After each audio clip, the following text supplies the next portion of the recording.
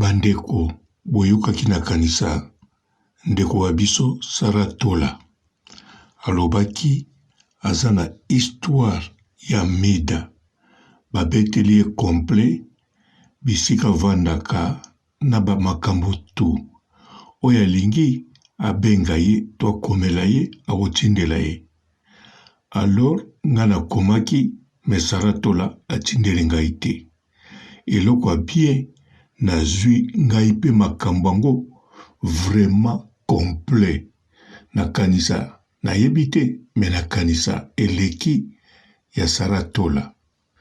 Yango bandeko o balingaka bayeba vie ya Mida, véritable vie oyo abombelaka biso. Bolandanga en tout cas tango bokoyoka yango bokoyeba vraiment eza bongo. Tango boko verifie bokomona ekokende penza bongo.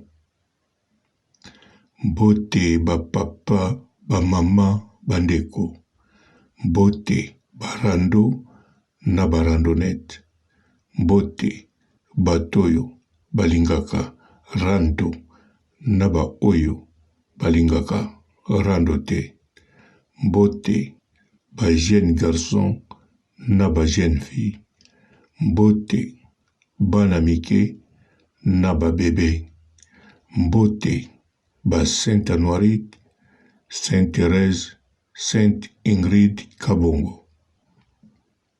Bandeko Mida ya liboso abotami na kinite, Mida abotami na Bazai, sima baye na Kinshasa. Alors bandeko likambo nini eleka na vie ya Mida? Mida ndenge azalaka wana cousin na ye propre motu afungula ye na se na 11 ans. Oyo makambo ya solo cousin na ye afungula ye na 11 ans. Alors tango cousin na ye afungula bato pe bayebaka na bango te ekendeke bongo. Sima nango Mida kaka ndenge aza wana na bomwana na ye kaka yaya na ye bazo comprendre te bamonaka ye soki baye banika ye bamonaka ta mosu agunzami azosala je neti bamikolo azonika azokotisa mosapi etanke bayebi aza mwana moke akokotisa mosapi te. Liboso bakanisaki eloko te batuni osala nini alobi eloko te. Wana eza ba histoire ye moko abeta yango na kope na ye ya liboso. Me bolanda ndenge eleka.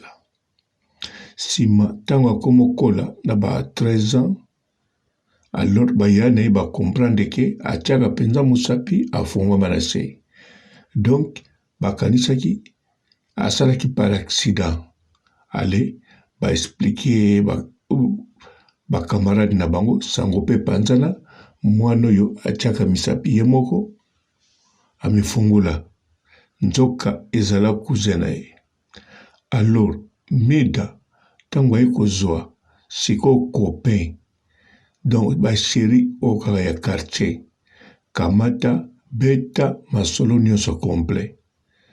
Alors sheri na ye wana pe abombaka te abeti partout.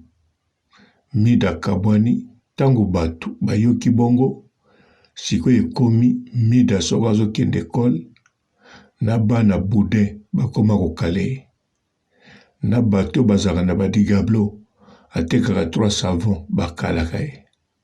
Pe Mida en tout cas ndenge balobi arataka occasion te. Occasion nyonso soki amoni kaka asepeli na mutango to asepeli na banguba bazopese apesi nzoto. Donc Mida modèle basasai na quartier, modèle basasaki na école. En tout cas Mida akomaki mayo ekufela mbwa wana avant nanu akoma kaka na 15 ans. Alors sikoyo kosasa basasa ekutu avant penza boyokana na sote. Avant basasa ye partout Tangu deja copain liboso aboyani aye kozwa mosusu to ya misatu nayebi te. Mida azwa Zemi wana nanu akokisi 14 ans te ou bien nga kokisa 14 ans dans ba 13 ans quelque ou bien 14 ans mais 15 ans te naloba bongo ndenge balobi nanga po balobaki ba 14 ans mais nandimi te ayaki na ba 14 ans mais fo ezala ba 13 ans mais totie 14 ans kaka ou bien nga kokisa 15 ans azwi Zemi. Alors moto moko ayebanaki alongolaka bamokumba sikoyo bake na ye kuna na ndenga mayele. Tango bakomi na Mida moto wana alobi akosimba ete aza mwana moke fo bakende nanu na leta nsima bake na hôpital soki balingi balongola ye. Soki ya kolongola ye alors babondeli moto wana ye alobi munganga wana alobi boye ngai nzoto neza moke aya nyonso moke pona kolongola ye ndenge bolingi ebombama boye fo ngai moko nakotisaka ye eloko na nga panda une semaine eza te nazolala kaka me eza po afungwama moke namona na kati nakoka kokata kole makambo esila. Bandimi mpe batiki ye azoya chaque tongo balali ye na munganga lokola sa ayokaka ne gu ayokaki gu ntango balongolaki ye ayokaki rien kutu. Alors nsima nango asasi bajo. Bandeko nayebi te ndenge bakoselaki Karine makambo moto wana nakanisa Yvette ndenge akoselaki Karine makambo alongola 26e ayokaki lisolo po ya moto moko boye po Mida alongola 7e ndenge aza wana alongola mosusu ya 2 mois na ndambo 7e wana nini po Mida ndenge aza wana bakamarade na bamakangu soki azwi akangaka monoko te ndenge abeta masolo ne na ndenge akosakana te akomaki mai ekufela mbwa.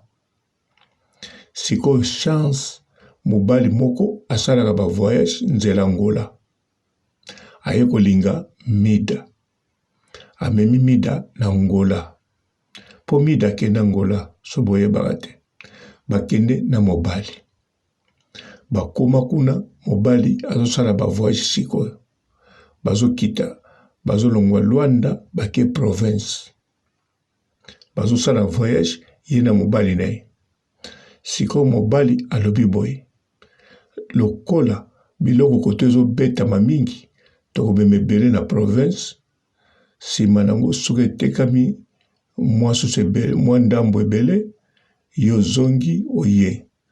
Mobali atikali na province Mida azwi biloko mbongo aye Luanda aravite biloko asombi akepa mobali ezotekama na ndenge akosakana te. Mobali na province azobeta susu ba demi terrain donc na kata province azoteka susu na ba province mosusu mbongo ya kosakana te.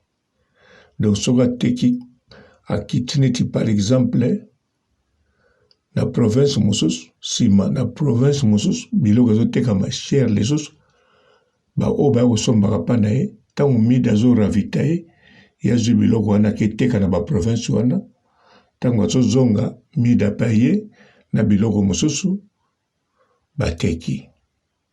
Sikoyo mobali mokolo apesaki ye sikoyo asomba estoke ebele Mida akomi na Luanda mobali azela boye Mida akende Turquie akima mobali kuna atikali na biloko moke mbongo ebele Mida akimi nango. Mida abombaka mpe bamasolo nini te nakanisa sikoyo azwi mayele na poto akomobomba kuna abeta vi na ye susu makasi na Luanda. Donc na Luanda apart kokima mobali na ye atika sango mabe. Alors kokoma akomi na Turquie kaka mokolo akomaki bato bayambaki ye alingi deja moko. Donc Mida koma akomaki na bato bayambaki ye obakotali alingi moko. Akomi na wana avandaka te akomi tina ba Ivoirien ba Nigérien. Sima nango akatisi Grèce. Na Grèce kuna Mida bato bazalani seri wana atekama na ndenga kosakana te. Liboso nanu azwaki Kongole moko. Sima nango ayekozwa ndeko na biso oyo lesel mobali ya Bogari yazwa Kelika Tenda. Kelika Tenda tango abimi na ye amoni mwasi yango deja azaki na moto mosusu pe azotala mibali mosusu. Asuti ye alobi tika na sala makambo nanga na bimao. Keli aboyaki kaka na Grèce. Abimani kaka 2 fois. Na Grèce, en tout cas, asasa bato. Na ba o bazaku na ba doyen, bazwa mikanda asasa bango. Bongo kotekama, tina bandibu, na oya komi lelo. Na ba Européen bayaka, asali mobulu na ndenga kosakana te. Ale, aya lelo kote oyo. Tango ayaki akomi na foyer. Ye moka betaka bazalaki na ba Josiane. Mais vie ya foyer banda koma wana en tout cas na yebi mingi te. Mais eloko na yebi Mida na mibali ya mindele kosakana te. Bokanisa bino moko kobanda Mida koma na kanisa après 3 ans bomona na France ndenge komaki. Bakomaki kokanga ba mindele o bakeluka bandumba. Liboso baza kokanga bandumba. Obi baza kopekisa bandumba. Baza kokanga bato batindaka bato. Basala kindumba. Baproskene soki baprosne soki banane. Alors sikoyo Mida lokola mibali bakoma kokima bandumba. Alors ya yebi sikoyo ke bandumba na nzela bazwaka su ba kliente ale. Akoma kotake mindele. Lokola pe mindele oriake ne bebisaka mbongo na bandumba 30 minutes 15 minutes akalikile soki nazwi mwana oyo eza kaka nazwi ndumba nanga me na bandozane aide nalingi baminite ebele makambo ebele yango boyokaka aire moko Mida alobaka banda koma ti lelo mindele bakweyelaka ye. Bakweyelaka ye partout parce que Mida kote toi kendeke. Abimaka na comportement ye bandumbo basalaka na balabala. Na ba mindele. Siko mindele pe lokola crise ya bandumba na nzela ekoma matata ekoma ba contrôle ebele alors bango bakoma kolanda ye. Yango boyokaki azolobake ye soka sengi mundele mosusu 1000 apie ye. Mindele wana bapiaki 1000 eza normal parce que akokangi temps ebele mikolo ebele po ayebi ke soki akende na bandumba mosusu mpe bakomaki cher okomona 200 € po bosala temps ebele voire même oyo ya classe 1000 € butu nyonso ekomaki mpenza bongo ti lelo ekoma bongo ndenge confinement ekoma makasi boye. Bien sûr ya ba 5 € baza toujours na ya ba 10 €.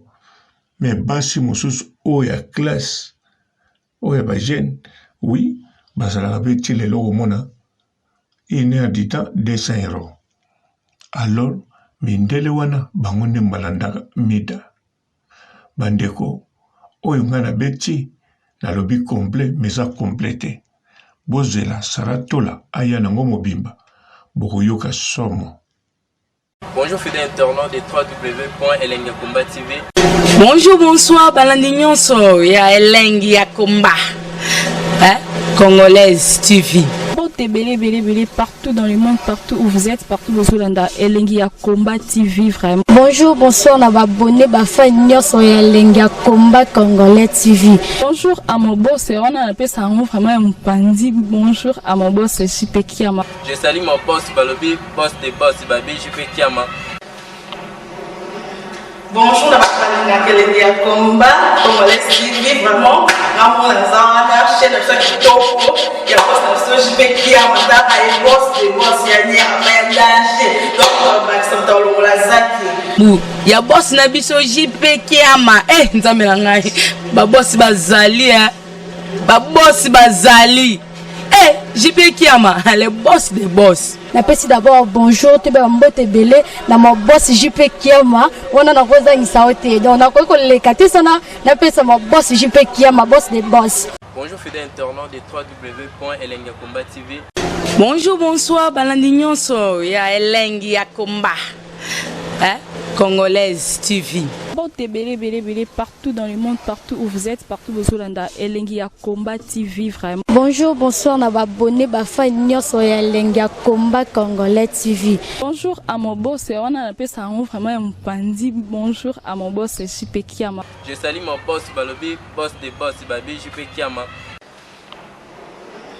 Bonjour, je suis Elengi à Combat Congolais TV, vraiment. Ramon Lazana, chaîne de ceux qui topo, il y a boss de JP Kiama, et boss des boss, il y a un danger. Donc, on va accepter le Lazaki. Ya boss na biso JP Kiama nzambe ngai ba boss bazali ba boss bazali JP Kiama le boss des boss. Napesi d'abord bonjour te ba mbote belé na mo boss JP Kiama wana na koza ngisaote donc na ko leka te sana napesa mo boss JP Kiama boss des boss.